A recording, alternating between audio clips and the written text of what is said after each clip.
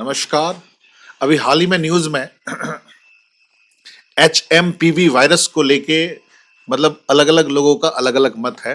मैं उसके बारे में बताना चाहूँगा। यहाँ पर हम लोग डिस्कस करेंगे इस वायरस के बारे में।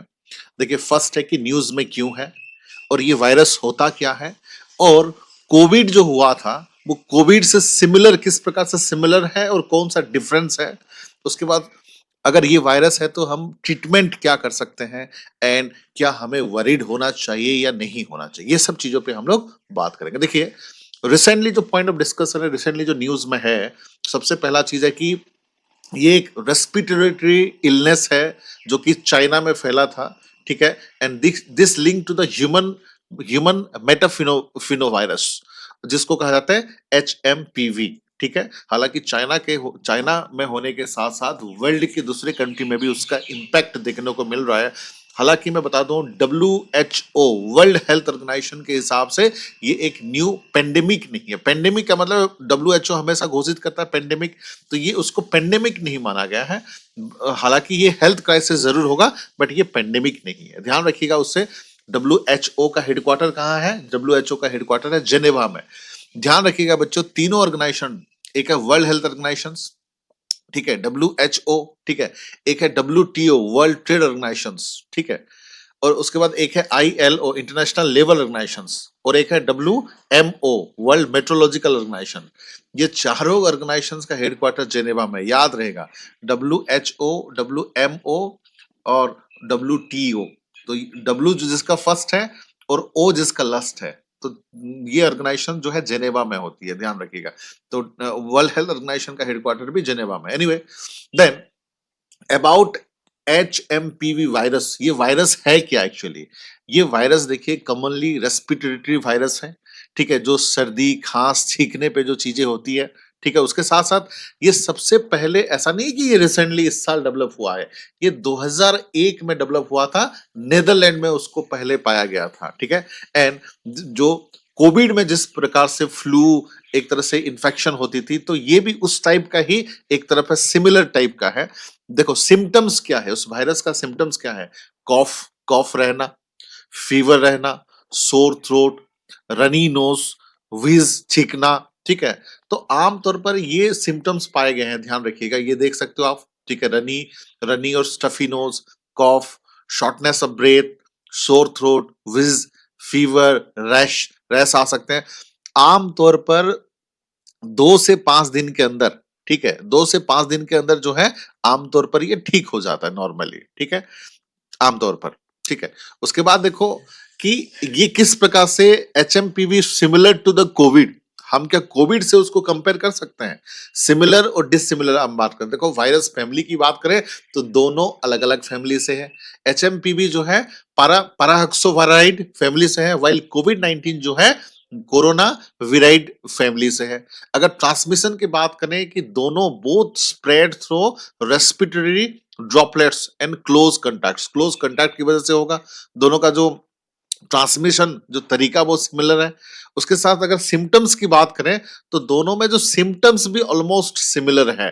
जैसे कि अगर मैं बात करूं HMPV called mild respiratory symptoms वाले, कोविड जो है कॉफ फीवर फैटिक उसमें भी था। अगर सिवियरिटी की बात करें तो ज्यादा सीवियर जो है कोविड 19 है, एचएसपीवी इतना सिविलर नहीं है, ये माइल्ड है, ठीक है। उसके साथ जो है वल्नरेबल ग्रुप जैसे कि छोटे छोटे बच्चे हैं, चिल्ड्रन हैं, तो ये सब पे दोनों ही इम्पैक्ट होता है ज्यादा, ध्यान रखिएगा। अब देखो पॉइंट ऑफ डिस्कशन क्या है, ठीक है।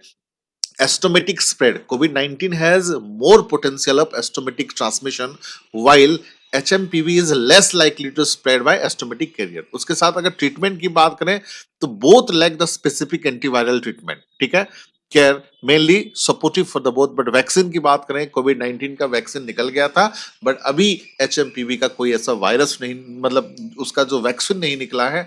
और ग्लोबल इंपैक्ट की बात करें तो एक तरफ से कोविड 19 को वर्ल्ड हेल्थ ऑर्गेनाइजेशन जो है ग्लोबल पेंडेमिक के हिसाब से डिक्लेयर किया था, बट एचएमपीवी को एक गोल्डन पेंडेमिक के हिसाब से डिक्लेयर नहीं किया गया। ये एक छोटा सा सीजनल, एक तरफ से सीजनल वायरस कह सकते हो, ठीक है, जो सर्दी के टाइम पे आती है, गर्मी में फिर चला जाएगा। अगर लॉन्ग टर्म इफेक्ट की बात करें तो कोविड 19 का जो है जैसे कि लॉन्ग, जैसे कि वो लॉन्ग मतलब लॉन्ग उसका इफेक्ट होता था, लॉन्ग टर्म कॉजेस इफेक्ट होता था, बट एचएमपीवी का ऐसा लॉन्ग टर्म कोई इफेक्ट है ही नहीं। अगर ट्रीटमेंट की बात करें, देखिए ध्यान रखिएगा, सबसे पहला चीज है कि 2 से 5 दिन के अंदर जो है जो ठीक हो सकता है। उसके साथ ज्यादा से ज्यादा क्या चाहिए, रेस्ट चाहिए, और जितना ज्यादा लिक्विड चीजें हो सके, जैसे कि पानी हो सके, फ्लूइड हो सके, सप्लीमेंट ऑक्सीजन टाइप हो सके, तो ज्यादा से ज्यादा लीजिए। उसके साथ साथ हम प्रिवेंट उसको कैसे कर सकते हैं, जैसे कि हाथ जो है बार बार धोना पड़ेगा, जब जब भी बाहर निकल रहे हो तो मास्क लगा के निकलिए, और ऐसे पर्सन जो ऑलरेडी इन्फेक्टेड है उनसे थोड़ा सा दूर बचिए, और क्लीनिंग कंटामिनेटेड सरफेस, तो इस तरीके से हम उसको दूर कर सकते हैं। चलिए, आप लोगों के लिए मैं एक सवाल छोड़ के जा रहा हूं कि when was HMPV first discover, 1985, 1995, 2001 और 2002, नीचे कमेंट करके बताइए, और कौन सा कंट्री में फर्स्ट हुआ था, नीचे कमेंट करके बताइए, ठीक है। तो before before ending the topic एक चीज मैं बताना चाहूंगा, अभी हम लोगों ने टारगेट प्रीलिम्स 2025 का बैच हमने फाइनल पुशअप के हिसाब से लॉन्च किया है, क्योंकि प्रीलिम जो है आप लोगों के पास जो है 4.5 महीना है, और 4.5 महीना it's very difficult to study.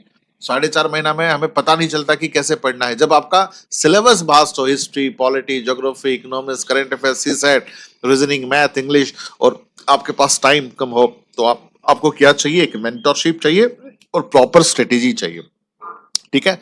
तो इसी को लेके हम लोग टारगेट प्रीलिम्स बैच बना रहे हैं, जिसका फीस भी है 20,000, बट अभी डिस्काउंट चल रहा है, 10,000 में आपको मिलेगा। इस नंबर पे आप कांटेक्ट कर सकते हो 8527007432 पे, ठीक है। उसके अलावा हमने यूपीएससी फाउंडेशन बैच भी स्टार्ट कर दिया है, जो कि प्रीलिम्स और मेंस के लिए, जो 2026 बैच के लिए, और उसका फीस भी 30,000 है, और 15,000 में अभी डिस्काउंट में मिल रहा है।